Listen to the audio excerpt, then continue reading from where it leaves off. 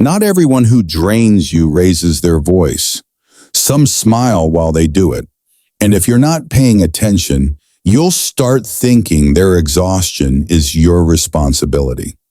Have you ever walked away from a conversation feeling strangely heavy, not from what was said, but from who said it? There was no yelling, no conflict, just an invisible weight pressing on your chest, as if some part of you had quietly left the room. Some people don't come into your life like a storm. They come in like a whisper. Gentle, familiar, even comforting at first. But over time, something shifts. You start hesitating before speaking. You doubt your own intuition. You feel smaller, and you don't know why. I've seen this happen more times than I can count. A friend named Lisa once told me she felt like she was always apologizing around someone she loved. Not because she did anything wrong, but because that person made her feel like she was never enough, unless she was useful, agreeable, or quiet. That's how it begins, with tiny compromises, emotional contortions, a soft voice saying, "Don't make this harder than it needs to be." The Stoics understood this dynamic long before we had words like emotional labor or toxic dynamics. Seneca warned us, people will steal your time more easily than your money.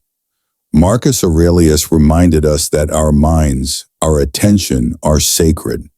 And if we don't guard them, someone else will gladly take over the lease. This isn't about villainizing people. It's about recognizing when your peace is being traded away in small, daily transactions. It's about seeing the difference between someone who values you and someone who consumes you. In this video, we're going to uncover 8 subtle emotional requests that may seem harmless, but are actually draining your energy, eroding your identity, and leaving you with nothing left for yourself. Some of these requests are so common, we mistake them for kindness, for duty, or for love. But once you learn to spot them, you'll never see them the same way again. And no, you don't need to confront anyone. You don't need to argue or explain. That's not what this is about. The Stoic path doesn't require drama. It requires discernment. And the moment you begin to protect your space, not out of anger, but out of wisdom, that's the moment you begin to reclaim your life. So stay with me. Because what you learn here may be the reason you stop feeling drained and start feeling whole again. Sign 1. You're always the one maintaining the relationship. Have you ever noticed that when you stop reaching out, everything goes quiet? No calls, no texts, no check-ins, just silence. Like the relationship vanished the moment you stopped holding it up. If this sounds familiar, you're not alone. And more importantly, it's not a coincidence. True connection is mutual. It requires presence from both sides. It's not about keeping score, but it is about shared effort. When one person is always initiating, always checking in, always making plans, it's not a relationship. It's emotional labor. And over time, that labor turns into quiet resentment. I remember a story from a man named Curtis. He told me how, for years, he was the glue in his friendships. Birthdays, reunions, simple "how are you" messages. He made it all happen. Until one day he decided to stop. Not out of anger, just curiosity. He wanted to know if any of it would continue without him. Weeks passed, then months, and nothing. Not a single person reached out. That silence spoke louder than any goodbye. The Stoics remind us to invest our energy wisely. Epictetus said, "You are not disturbed by events, but by your thoughts about them." But what if your thoughts are shaped by a pattern of one-sided effort, where your value feels tied to what you do for others, not who you are? There's a subtle truth here that's hard to admit. If your absence goes unnoticed, your presence may never have been fully valued. And that's not a reflection of your worth. It's a reflection of the imbalance. We all want to be part of something that lasts, but not at the cost of constantly proving we belong. There's a quiet strength in pausing and observing what happens when you stop showing up first. The people who truly value you will notice. They'll reach back. They'll care. Maybe not in the exact same way, but in a way that reminds you you're not in it alone. It's easy to convince yourself that being the dependable one means you're loved, but being dependable shouldn't mean being invisible. Your energy, your time, your attention, they're not infinite, and the people who truly deserve them will never let you carry the relationship by yourself. So ask yourself gently, but honestly, if you stop showing up, what would happen? Sometimes the answer is hard, but it's also clarifying. And in that clarity, you'll find peace. Not because others changed, but because you finally stopped chasing connection and started choosing it wisely. Sign 2, they pressure you to compromise your principles. It usually doesn't start with anything major, just a small nudge, a casual request. Come on, just this once. It's not a big deal. Don't be so rigid. And because you care about keeping the peace, because you don't want to seem difficult, you agree. You bend just a little, but that's how it begins. Every value we hold, every boundary we draw, every principle we live by is tested quietly, not loudly, not through confrontation, but through suggestion, not through enemies, but through people we love. Take Brian, for example, a thoughtful, principled guy I once worked with. He believed deeply in honesty, even when it was uncomfortable. But when a close friend at his new job asked him to cover for a small mistake, just to keep things smooth, he said yes. It seemed harmless. But then came another favor, then a bigger one. And by the time Brian realized he was lying regularly, the opportunity and the friendship felt like a trap. Not because he didn't care, but because he had traded his integrity for someone else's comfort. The Stoics warned us of this kind of erosion. Marcus Aurelius wrote, "If it's not right, don't do it. If it's not true, don't say it." It sounds simple, but life rarely is, because the hardest compromises often wear the mask of loyalty, convenience, or love. But here's the truth. When you say yes to something that goes against your principles, you're not just compromising in action. You're reshaping your identity. And every time you do it, that reshaping becomes harder to reverse.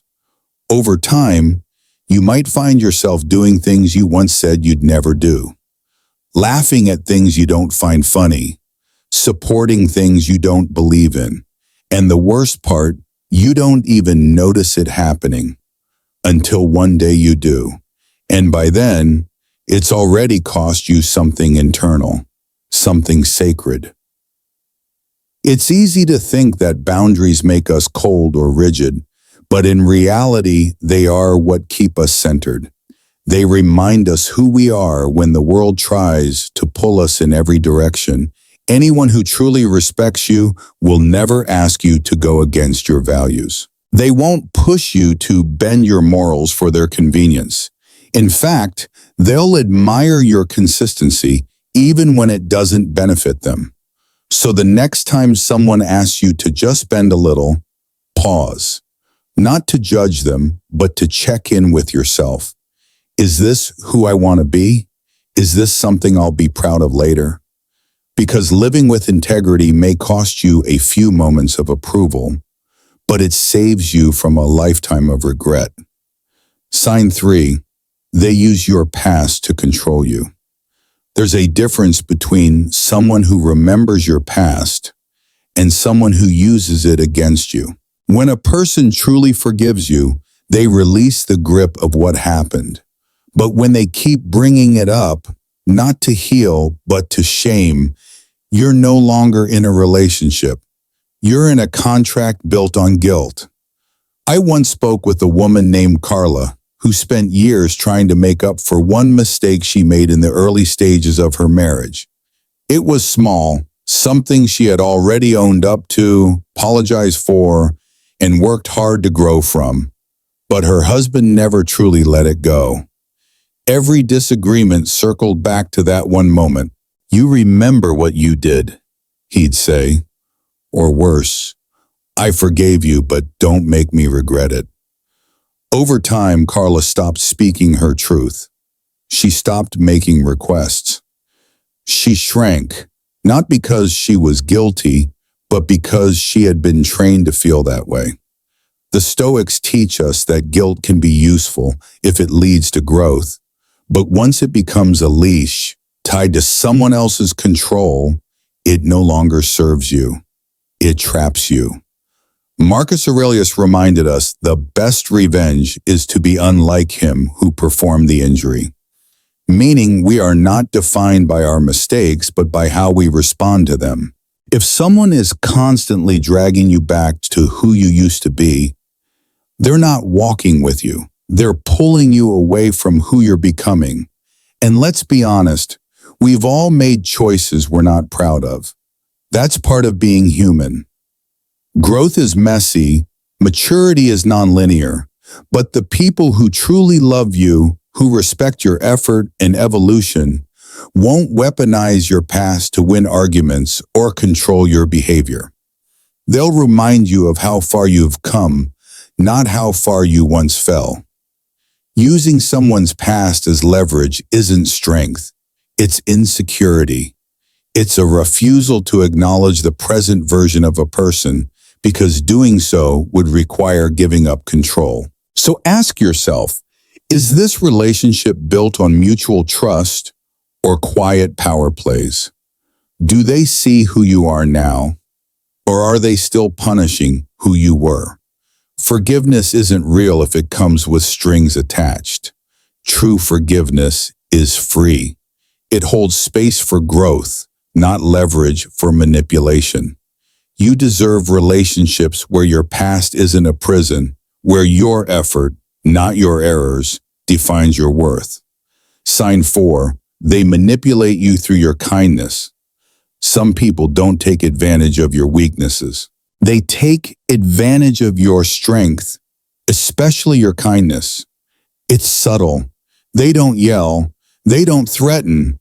They lean in quietly and say things like, "Without you, I'd fall apart." Or, "I don't know what I'd do if you left." At first, it sounds like closeness, intimacy, even love. But over time, it becomes something else. Obligation wrapped in guilt. I met a man named Jordan, a nurse, who told me about a past relationship where his partner would constantly rely on him, emotionally, financially, and psychologically. Every time he tried to set a boundary or take a day for himself, the response was the same: tears, panic, and emotional shutdown. Not because she was helpless, but because she had learned that his compassion could be used as a lever. Eventually, he stopped asking for space altogether. He stayed, not out of love, but out of guilt. And here's the thing, Jordan is a good man, empathetic, supportive. But even the best of us can become emotionally imprisoned when our kindness is exploited. The Stoics would call this a misalignment of duties. Marcus Aurelius wrote, "The impediment to action advances action. What stands in the way becomes the way." And in this case, the impediment is not another person's crisis. It's our own inability to say, "This is not mine to carry." Being compassionate doesn't mean carrying everyone else's emotional weight. You can be supportive without becoming someone's emotional crutch. There's a clear difference between being a helper and being held hostage by someone's need for control disguised as vulnerability. Ask yourself, are you helping out of choice or out of fear that you'll be seen as cruel if you don't? Do you feel lighter when you give, or do you feel drained and guilty if you don't? Manipulation often hides behind emotional language. It dresses up dependency as devotion. But real love doesn't demand sacrifice at the expense of your peace. Real love doesn't make you prove your worth by how much of yourself you give away. Your kindness is a gift, not a currency. And if someone treats it like a bottomless well, always taking, never giving, they're not seeing you. They're using you. You deserve relationships where your compassion is honored, not harvested, where your boundaries are respected, not negotiated. Because at the end of the day, kindness that's forced by guilt isn't kindness. It's control. And you were never meant to be someone's emotional lifeline. You were meant to live freely, wisely, and with self-respect. Sign 5. They make you abandon your dreams. Sometimes the people who quietly pull us away from our dreams don't sound like critics. They sound like they care. They say things like, I just don't want you to get hurt, or I'm only saying this because I love you. But behind their words, there's a hidden message. Don't aim so high. Don't expect too much. Stay small where it's safe. I once met a man named David, a talented woodworker who dreamed of starting his own business. He'd spend hours in his garage, building beautiful pieces with his hands. But every time he talked about going full-time, his older brother would chime in with the same line. Be realistic, man. That's a nice hobby, but it's not a career. Eventually, David stopped talking about it. Then he stopped building.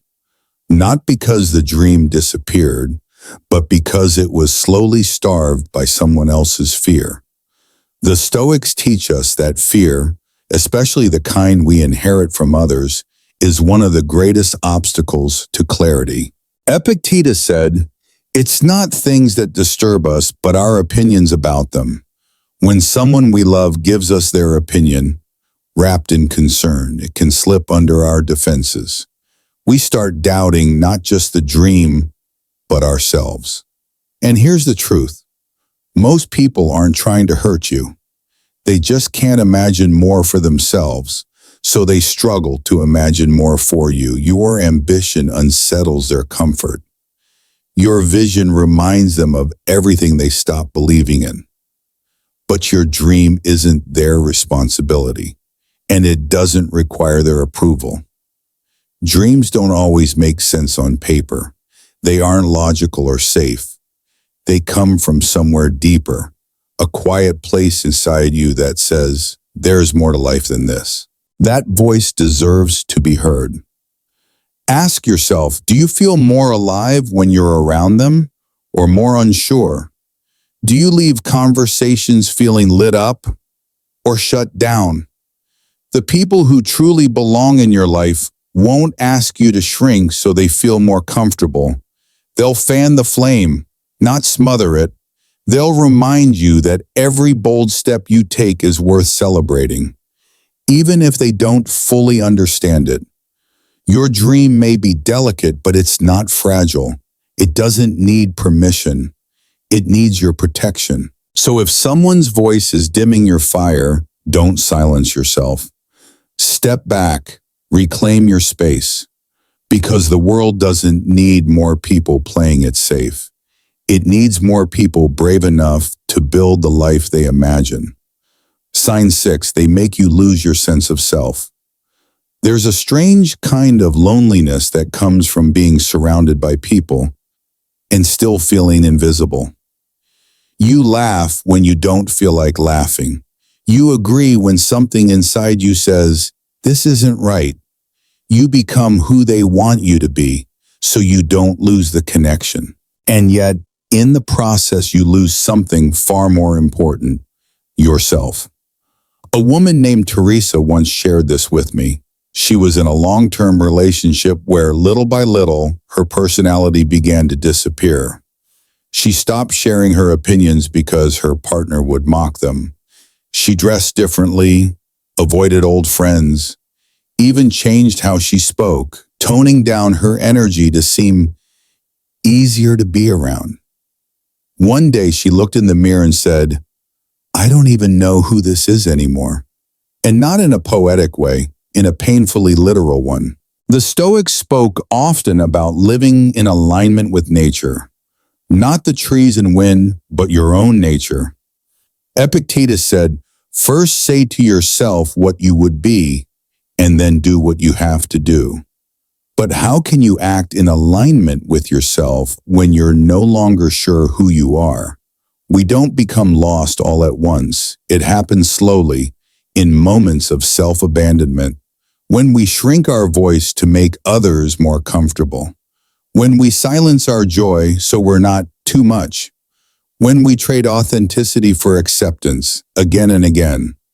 But harmony isn't real if it comes at the cost of your identity. Peace isn't peace if it requires you to disappear. Ask yourself, when you're around them, do you feel more like yourself or less? Do you feel expanded or edited? The people who truly love you will never ask you to erase parts of yourself to stay close. They won't be threatened by your quirks, your passions, your full expression. In fact, they'll invite more of it, because real love doesn't mold you into a version they prefer. It mirrors you back to yourself. If you've been performing for too long, playing a role just to be accepted, it's okay to pause. To ask, what do I really think? What do I really want? And more importantly, who was I before I started trying to be what they needed? Your presence doesn't need to be smaller to be lovable. You don't need to be softer, quieter, simpler, unless that's who you truly are. You were never meant to be a shadow in someone else's story. You are here to live yours, fully, clearly, and without apology. Sign 7. The relationship is transactional. Some relationships don't feel like connections. They feel like invoices. You give your time, your energy, your listening, and in return, you receive requests, expectations, silence when you need support, but noise when they need something from you. And maybe at first, you didn't notice, because giving feels natural to you. You're the dependable one, the problem solver, the safe space, but then a pattern starts to form. They only reach out when something's wrong. Their messages start with, "Can you help me?" not "How are you?" Their presence disappears when you're the one falling apart. This isn't support, it's a transaction. I once met someone named Rob, a teacher and single father, who described his friendship with someone he'd known since college. For years, Rob would show up, helping him move, offering money during tough times, driving across town at midnight just to listen. But when Rob's mother passed away, that friend didn't even return his call. Not out of malice, but because he never learned how to show up unless something benefited him. The Stoics warn us against becoming entangled in relationships that consume more than they contribute. Seneca wrote, "Associate with people who are likely to improve you." And that works both ways, because a real connection improves both people. It creates space for growth, not depletion. So ask yourself, after you spend time with them, do you feel restored or reduced? Do you feel seen or used? The hard truth is this: just because someone has known you for years doesn't mean they deserve continued access to you. Longevity is not loyalty, and love, real love, isn't measured by how much you're willing to sacrifice. It's measured by the depth of mutual care. Transactional relationships train you to believe that your worth depends on your usefulness. But you're not a service. You're not a resource to be tapped into only when needed. You're a human being with needs, with limits, with a spirit that deserves replenishment too. Genuine relationships aren't always balanced moment by moment, but over time, they feel safe. They feel mutual. You're allowed to be weak sometimes. You're allowed to ask for help. And the other person wants to be there, not because they owe you, but because they care. So if every interaction leaves you drained, it's not a coincidence. It's a signal. And the most loving thing you can do for them and for yourself is to stop confusing extraction with connection. Sign 8. They don't respect your energy. There's a difference between being available and being taken for granted. Some people don't knock before they enter your life. They show up unannounced, at midnight, during your busiest day, in the middle of your own crisis, and expect you to drop everything. Because you always have. Because that's just who you are. You're the one who answers, who listens, who stays on the line while they unload their pain and then hang up without asking how you're doing. And they'll say, "You're such a good friend," not realizing what they're actually saying is, "I expect you to be there, even when I'm not." I once spoke to a man named Felix, a chef who worked 12-hour shifts and still picked up calls from a childhood friend who only reached out when things fell apart. At first, he didn't mind. He thought he was being helpful. But over time, the calls came more often, always one-sided, always urgent.